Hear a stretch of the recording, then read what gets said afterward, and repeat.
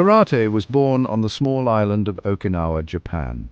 This island, with its rich cultural heritage and unique traditions, became the cradle of a martial art that would eventually spread across the globe. Centuries ago, Okinawa was a dangerous place. The island was often caught in the crossfire of regional conflicts and invasions. The people of Okinawa faced constant threats from both local bandits and foreign invaders. People needed ways to defend themselves. They turned to their own ingenuity and resourcefulness, developing techniques that could be used with everyday tools and farming implements. Karate developed as a way to fight without weapons. The farmers and villagers of Okinawa honed their skills in secret, often practicing under the cover of night to avoid detection. Okinawan farmers developed these techniques they practiced in secret.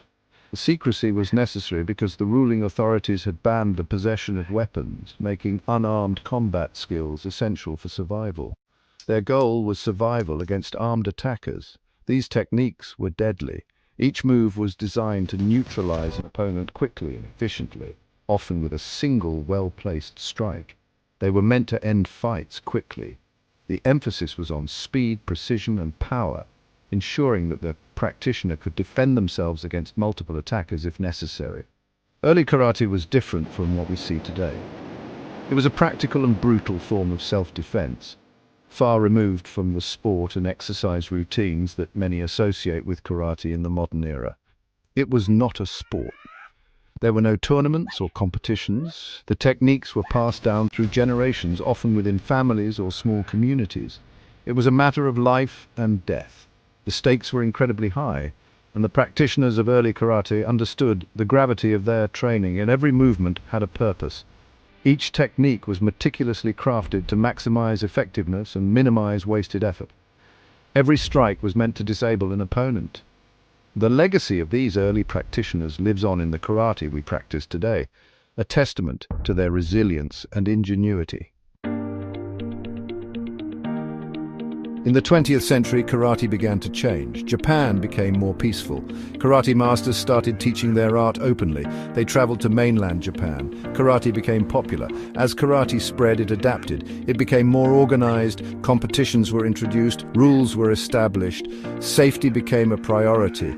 This shift towards sport changed karate. Some techniques were deemed too dangerous, others didn't fit into competition rules. Emphasis shifted to speed and form. The transition to sport karate came at a cost. Many traditional techniques were lost. These techniques were seen as too brutal. They didn't translate well to point scoring, but these lost techniques held valuable knowledge. They represented the essence of karate. They were reminders of its original purpose, self-defense. Today, some masters are trying to revive these techniques. They believe these techniques hold important lessons. They teach us about the true nature of karate. Section 4: Hidden Palm Strike Power in Plain Sight. In the world of martial arts, there are techniques that are not immediately obvious to the untrained eye. These hidden techniques are often the most powerful, as they rely on the element of surprise and precision. One example of a hidden technique is the hidden palm strike. This move is a testament to the subtlety and effectiveness of martial arts. It is a technique that can turn the tide of a confrontation in an instant. This technique looks like a simple block. To the untrained observer, it appears as though the defender is merely protecting themselves from an incoming attack. But it hides a powerful strike within. The true power of the hidden palm strike lies in its deceptive nature. While the opponent is focused on the apparent block, the defender is already preparing to counterattack. The defender raises their arm as if blocking. This movement is designed to mislead the attacker, creating a false sense of security, but at the last moment, they unleash a palm strike. The sudden transition from defense to offense catches the attacker off guard, making the strike even more effective. The target is the attacker's throat or nose. These are vulnerable areas that can incapacitate an opponent quickly, ensuring the defender's safety. This technique is fast and unexpected. Speed and surprise are crucial elements in the effectiveness of the hidden palm strike. The hidden palm strike teaches us about deception. It is a reminder that in martial arts, as in life, things are not always as they seem. It shows how a simple move can hide a deadly attack. The beauty of martial arts lies in its ability to blend simplicity with complexity, creating techniques that are both elegant and lethal. It reminds us that karate is about more than just physical strength. It is a discipline that requires mental acuity, strategic thinking, and an understanding of human nature.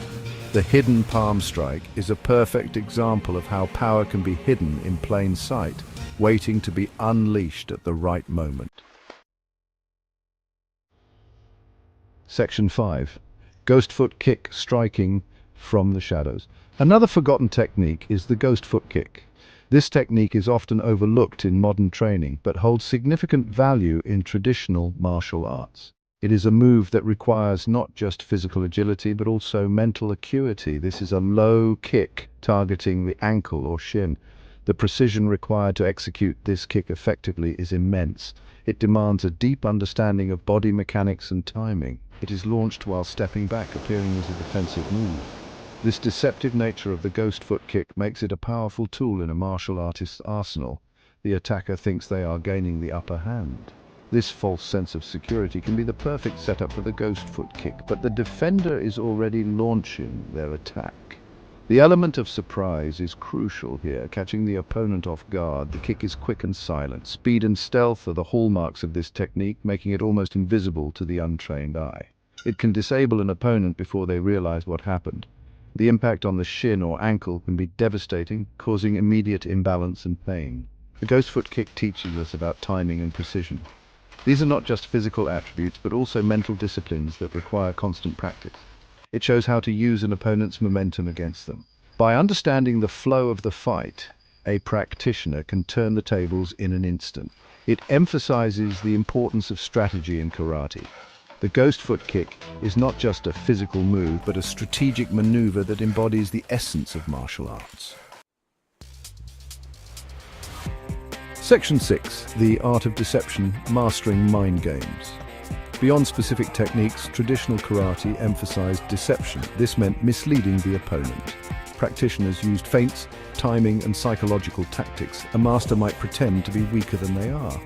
They might act afraid to lure their opponent in. They might use their voice and body language to deceive. This mental aspect of karate is often neglected, but it was crucial for survival.